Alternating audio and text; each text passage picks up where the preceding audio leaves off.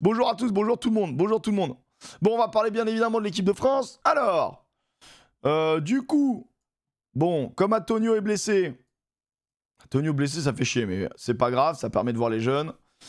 Gros, mérité, il a fait son meilleur match en bleu contre le Japon. Mérité, maintenant il va se frotter à quelque chose d'un peu plus solide.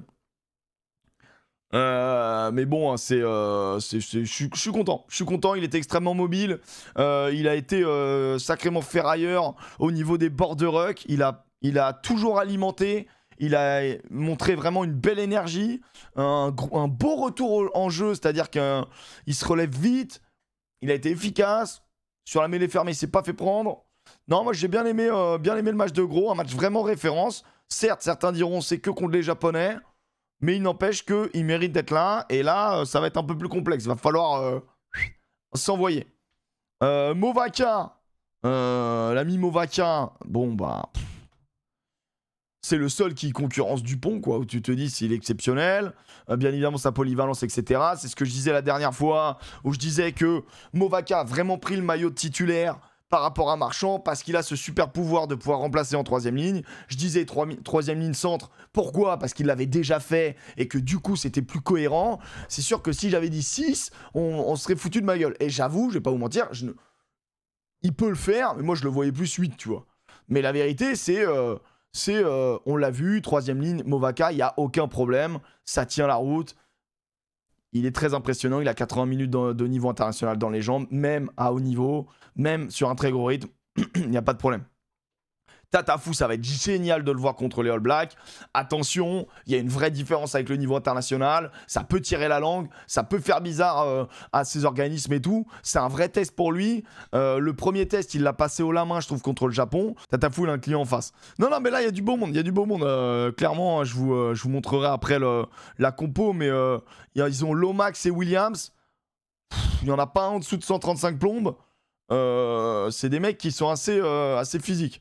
Du coup, bah ça, franchement, première ligne délicieuse. Maintenant, en face... En fait, je trouve que, franchement, si Tatafou, il arrive à exprimer tout son potentiel, tout son talent, il peut les embêter, ça peut être un vrai bon match pour lui, tu vois. Flamand, mais à fou. Bah, Flamand, j'espère qu'il est totalement remis, parce qu'il avait un petit souci aux côtes. Face les All Blacks, ils sont au courant, hein, globalement.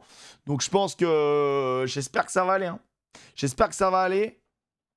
Parce que, bon, à pire, après, tu fais glisser Roumat et tout, ou même Olivon, mais... Oh bah non, mais je suis con, il a mis Guillard, il a mis 2 secondes barre. Donc non. Bah, ok, il a mis 2 remplaçants deuxième barre parce qu'il se doute que peut-être que Flamand, il va le tenter, mais... Mais bon, il peut se blesser, quoi. Mais à fou, bien sûr, machine, faut qu'il reste en machine contre les NZ. C'est un streamer sauvé. Aldrid, moi, m'avait plutôt satisfait. Je trouve pas qu'il ait 80 minutes dans le moteur, mais bon, à cause des blessures, la semaine dernière, il a pas pu faire autrement. On sait que le staff a essayé de tester peut-être Roumat en 8, qui pourrait être une option, ce qui pourrait faire du bien aussi à Aldrid de se reposer un petit peu. Vavoun, merci pour les 11 mois. Et puis après, ils remettent Roumat pour avoir un aérien, bien sûr. Et puis son apport offensif est important. Attention à Roumat, il n'a pas fait non plus un match exceptionnel contre le Japon. Là, ça va monter d'un cran. Il va falloir que ses qualités défensives se voient un peu plus contre le All Black. Et il va falloir aussi, peut-être monter d'un step aussi au niveau ballon en main. Je ne l'ai pas trouvé incroyable, voire plutôt moyennasse contre le Japon. Pas mal pris en faute. Je crois qu'il y a 3 pénalités pour lui, c'est beaucoup. Et c'est 3 pénalités où c'est souvent tu restes dans la zone plaqueur-plaqué, des fois t'es bloqué, mais il faut qu'il soit un peu... Il faut qu'il élève un peu le niveau. Voilà. Moi, je suis très content qu'il soit là, et c'est normal qu'il reste là, mais il faut qu'il lève le niveau. L'entrée de Boudé ont été délicieuses, il faut qu'il reste sur cette bestialité, parce qu'en face, ça va pas rigoler au niveau de la 3e barre. Dupont capitaine, il conduit le bus, il nettoie les vestiaires, il repasse les maillots. C'est également lui qui coud les sacs. Il bosse en même temps chez Adidas. Il a tracé les lignes. Et puis attends, qu'est-ce qu'on peut lui dire? Il répond bien sûr aux questions des journalistes à la place des autres. On lui demande des avis sur tout et n'importe quoi. Je ferai un petit point Dupont plus tard. Mais je pense qu'il y a un gros problème. Je pense qu'il y a un gros problème. Je pense qu'on n'apprend pas de nos erreurs. Voilà. Ramos 110, bon bah voilà. Ramos 110, c'est marrant, j'ai pas vu d'article pour nous expliquer que Ramos défendait pas en position de 10.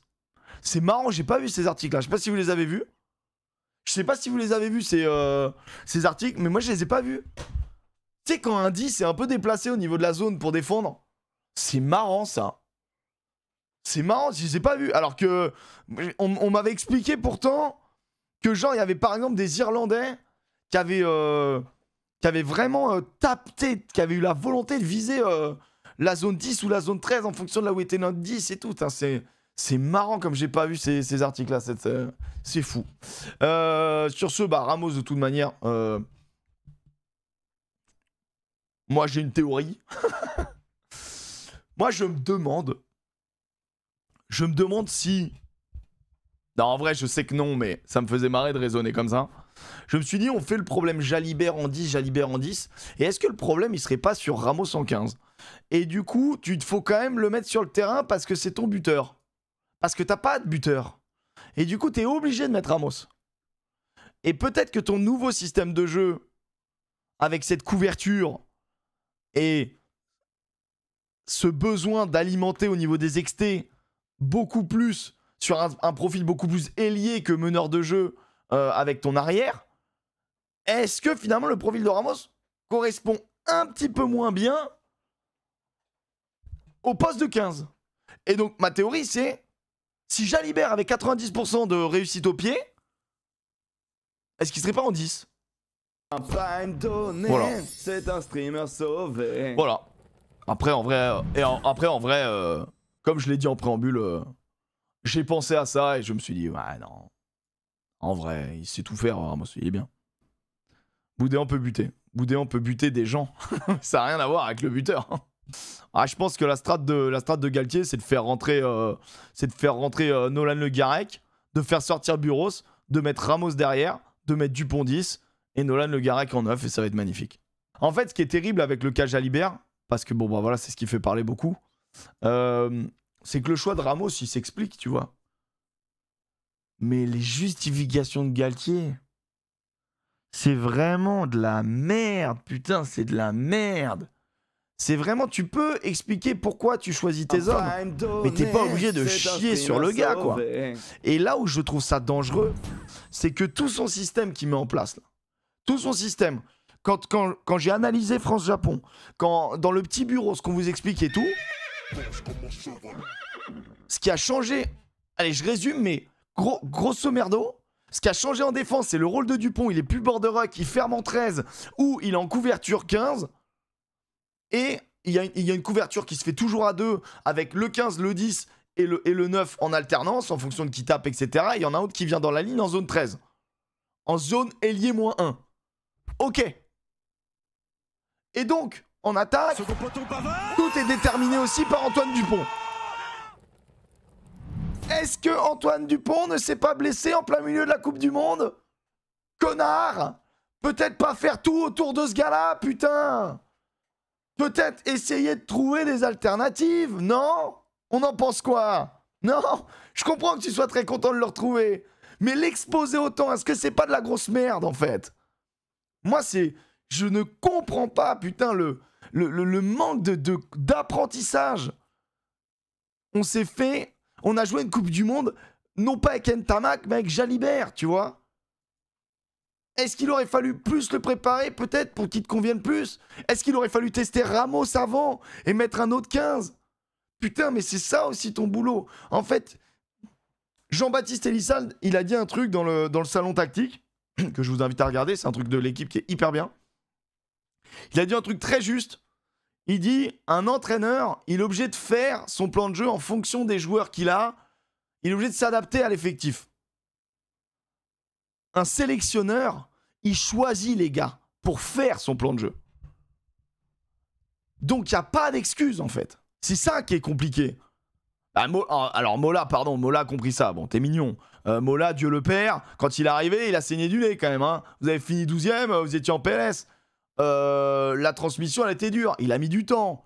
Il y arrive, pourquoi ? Parce qu'il lui a fallu quelques années pour construire son effectif, etc. Et ensuite, il a façonné l'effectif à son image. Ce qu'Urios essaye de faire, ce que d'autres entraîneurs essayent de faire. C'est pour ça que des fois, il faut un peu de temps. Urios, c'est pas juste nul. Bah, regarde un peu son palmarès, regarde un peu où il a emmené ses clubs. Mets un peu de respect sur Urios.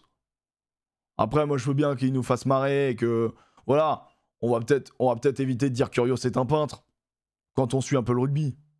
Est-ce que sa gestion humaine est pas ouf? Peut-être. Est-ce que sa communication est pas toujours parfaite? Sans doute. Mais dire que le gars, c'est une pipasse, bon, les gars, doucement quand même. Comment t'expliques les changements d'aile de LBB et Villiers? Ça n'a aucun sens. LBB il joue 11 tout le temps, donc parce que le 14 souvent c'est penaud. Hein. Moi je pense que le changement d'aile c'est un peu branlette en vrai à ce niveau-là. En fait les ailiers ils sont partout sur un terrain offensivement et défensivement ils défendent sur leur aile. Ça devient une technique quand il y a une histoire de pied, tu vois. Mais sinon je trouve que le changement d'aile c'est pas... c'est aussi des préférences. Il y a des ailiers qui ont des préférences, il y a des ailiers qui s'en branlent. Je crois qu'LBB il a dit qu'il s'en branlait. Hein. J'ai peur qu'on prenne une branlée ce week-end. On prendra jamais une branlée. On peut perdre mais on prendra jamais une branlée. Dans le YouTube de la Fédé, Galtier gueule à la mi-temps qu'ils n'ont pas bien fait les schémas de l'entraînement. Ouais, et bah regardez qui en paye les conséquences. Parce que tout le monde pleure sur Jalib et tout, et a raison, enfin, au niveau des phrases, c'est un peu bizarre. Moi, je trouve que... Moi, j'accepte le choix, tu vois, je me dis, bon, il nous met Ramos, il met pas Jalibert, en effet, Jalibert...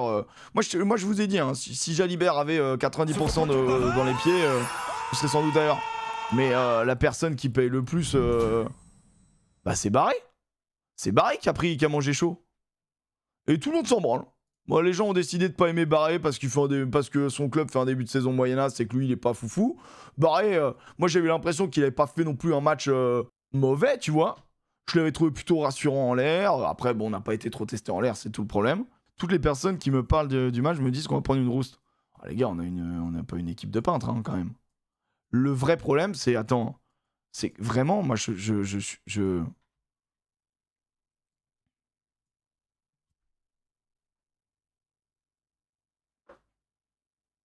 I don't understand.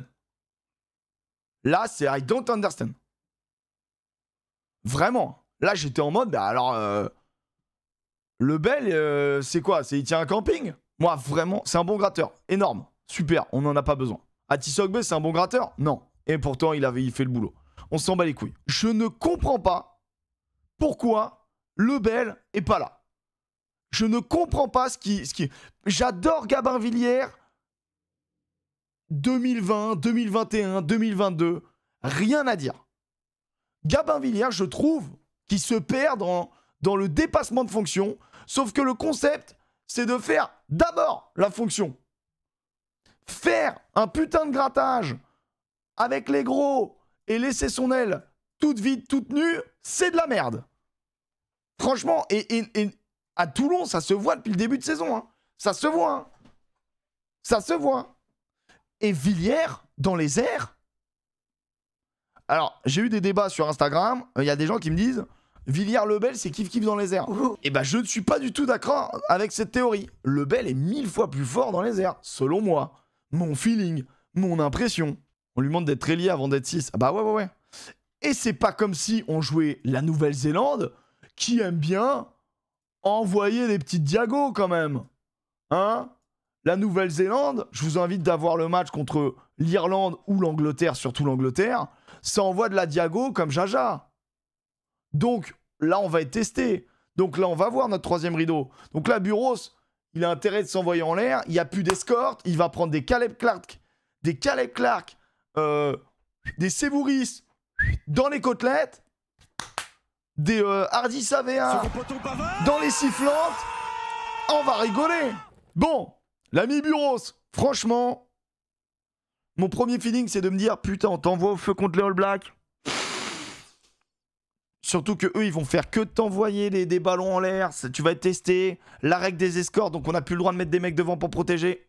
Ça tombe très bien, on savait pas le faire. Très bien. Bon, juste maintenant, il faut s'envoyer en l'air comme des ânes. Buros peut le faire, il a quand même une vraie assurance en l'air. Maintenant, le Stade de France, l'équipe de France, on sait que le maillot bleu, il est lourd. Il est lourd. Les All Blacks, le AK, des fumigènes de partout. La patrouille de France. Bon, la folie, quoi. Franchement, ça va être... Va falloir qu'il rentre vite dans le match. Moi, je suis All Black, bah, je le teste direct, bien évidemment. Moi, je le teste direct. Je le teste une fois, deux fois. Je fais en sorte que si Titi ou Savea soit à la retombée du ballon, je le plante dans le sol. Et puis s'il se relève, tant mieux pour lui, tu vois. Après voilà, on a confiance en lui, c'est un super joueur. Par contre, dans le style, Buros, vraiment, au niveau du dézonage, c'est vraiment quelqu'un qui redynamise, remet un coup d'accélération, un peu comme un 13. Il vient à côté du 13, zone 13, extérieur du terrain, ça vient bouffer du terrain, ça a une capacité physique monstrueuse. Ça va bouffer du terrain, ça va bouffer du terrain. On est rassuré. Moi, Villiers, c'est vraiment ma grosse interrogation. Le retour de Ficou à la place de Gaëton, bah... peut-être qu'il y a des trucs qu'on a vus qu'ils n'ont pas mis en place. Moi, je comprends pas pourquoi tu démarres Moefana Gaëton avec Ficou sur le banc et que là, tu décides de mettre Moefana Ficou. Cette logique-là, je la comprends pas. Maintenant, l'un ou l'autre, ça me va. L'un ou l'autre, ça me va. Gaëton t'apporte sans doute plus de choses, mais dans le système défensif qu'ils ont mis en place, un Ficou qui va fermer, on va voir si c'est lui qui ferme. Un Ficou qui va fermer, un Ficou plus sur les ailes. Ficou, il a que 30 balais, il fait un début de saison qui est plus que correct dans une équipe qui était plutôt moyennasse. Moi, j'ai confiance. Après, en effet, la magie viendra pas de Ficou, c'est une évidence. Mais ça peut être propre, ça peut être très propre. Le duel Meafou Scott Barrett, ça peut envoyer du lourd. Bah là, alors rendez-vous de débile. Rendez-vous de débile, ouais. J'ai l'impression même que Meafou est plus malin. Marchand, Wardy, Colombe, très bien. Va falloir par contre faire une entrée un peu plus solide. Voilà, si je peux me permettre. Moi, je suis content des hommes. Maintenant, la rentrée contre le Japon, bah, j'ai trouvé ça moyen sur ces trois-là. Tao qui est de retour, Guillard. Guillard, bonne rentrée, tout comme Boudéan. Mais Tao de retour, Olivon de retour, c'est pour bien sûr repasculer en 6-2. Bien évidemment, Jalibert fait le frais des 6-2. C'est une évidence. Et puis, de toute façon, c'est Dieu le Père, il est là. C'est Dupont. Dupont peut jouer 10, Dupont peut jouer 15, Dupont peut jouer où il veut. On s'en branle. Vas-y, on lui donne les clés du camion. Voilà. Et bien évidemment qu'il est trop fort.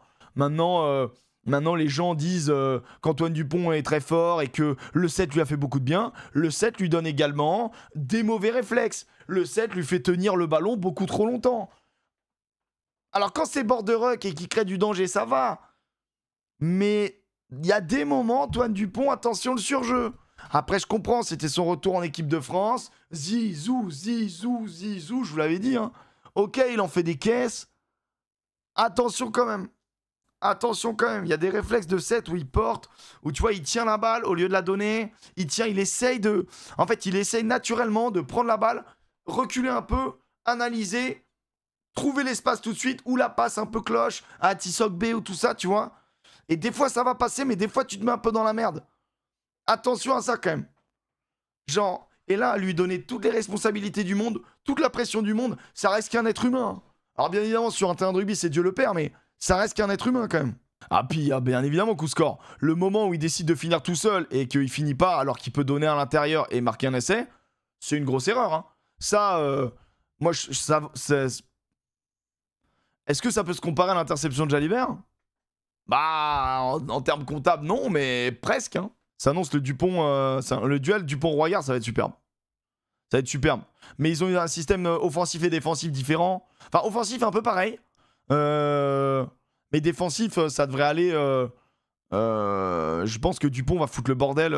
Parce que les 9, du coup, avant, Dupont défendait borderuck. Maintenant, il défend extérieur. Ou, troisième rideau, Roigard et Ratima, ils défendent borderuck. Si tu te prends un petit Meafou bien lancé par une Chisté, bon, plaisir. Là, il va vraiment falloir trouver des solutions pour les amener au sol et créer des trous. Hein, parce que ces mecs-là, là, c'est la compo de All Black. Bon, la grosse info, elle est qui remplace. Donc, c'est Fino. Je vais l'appeler comme ça, je vous emmerde. Fino qui remplace du coup Kane. Cititi qui bascule en 8.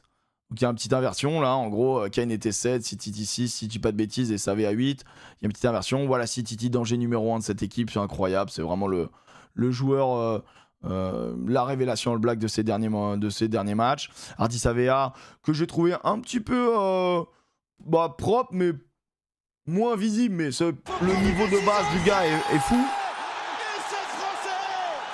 Merci Ben Becker. Merci Yo-Yo Caramel. Enfin 2 ans, 7 mois d'abonnement, merci beaucoup. Vailly, je le trouve pas incroyable. Scott Barrett, je trouve qu'il faut aller le chatouiller parce qu'il est à moitié débile, donc il peut prendre des cartons. Après, devant, Cody Taylor, j'aime bien. J'aime vraiment bien, même. Williams, il fait ses armes.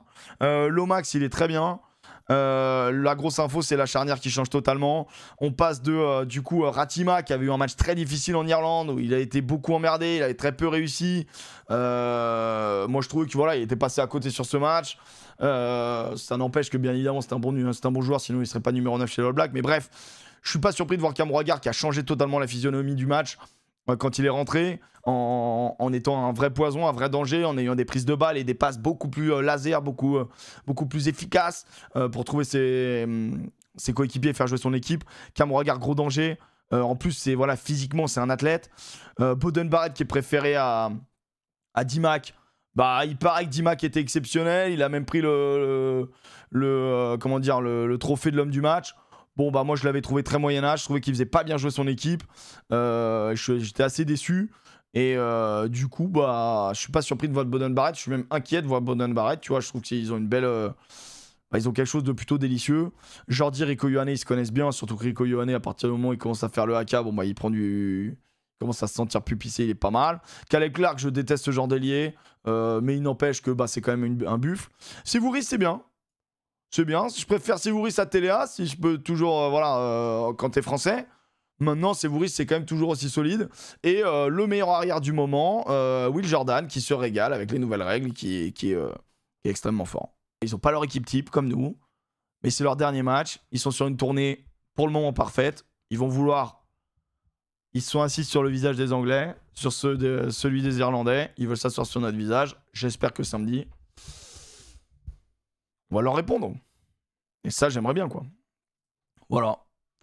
Voilà tout ce que je dis à peu près. Tout ce que je pense des compos. Mes avis sur notre système de jeu qui est vraiment très axé. Antoine Dupont qui m'inquiète en cas de blessure parce que... Mais bon, c'est normal, il va pas tester 12 000 hommes, 12 000 trucs. En fait, il y a le pour et le contre dans ce que je dis. C'est que oui, là, il arrive avec des nouveaux systèmes, donc il est obligé de les tester avec les hommes qu'il a en place et tout, et ce qu'il veut, quoi. Je pense que Chuck Norris, il est incassable. Demande au Namibien, encore une fois. Bon, je rappelle, samedi, il y a l'avant-match sur la chaîne France Rugby. Même si, je le redis à tout le monde, puisqu'on est plus nombreux, cette affiche est catastrophique. Elle est un peu lourde, elle est mal composée, je trouve qu'il y a trop d'infos. Mais alors, le plaisir, il est vraiment dans la gueule de Nogodi. Ils lui ont mis une photo, mon gars. Ça va qu'il est pas dans le chat, hein. Oh là là là là là, photo du gars. Vraiment, un tausin sous skunk. Un tausin au réveil. Ah, c'est magnifique. Ah, on dirait pas une tamac. Non, non, non. On dirait une IA où tu mets la photo d'Entamac et il sort même pas tausin. Le gars, naturellement, est quand même bien plus beau gosse que ça. C'est honteux. Inspecteur la bavure. Et bien évidemment, voilà, c'est pour ceux qui n'étaient pas là. Ça fait juste 5 ans qu'on bosse ensemble. 5 ans qu'on bosse ensemble, ils mettent 2 N. Bon, voilà. Une fois, ils mettaient que un E. Alors, je sais, mon pseudo, c'est de la merde. J'entends, hein. Mettez un espace. Cassez pas les couilles. Et mettez... 8 ans qui... Ils font tout le temps une faute. Et ça, je vous le dis, c'est bon, on n'est pas sur... c'est pas RMC Découverte, hein. Ça, des trucs comme ça, là, les meilleurs experts, on se prend pour qui, là? C'est à peine si on sait faire nos lacets, qu'est-ce qu'il raconte? Pour une affiche de légende, l'affiche de légende, d'accord. Mais mettez une grande émission, une belle émission, mettez pas les meilleurs experts, là. C'est la génération, on se branle, là, on n'en peut plus. Mettez genre, venez, on va se marrer, quoi. Voilà, mettez ça. Venez, on va se marrer.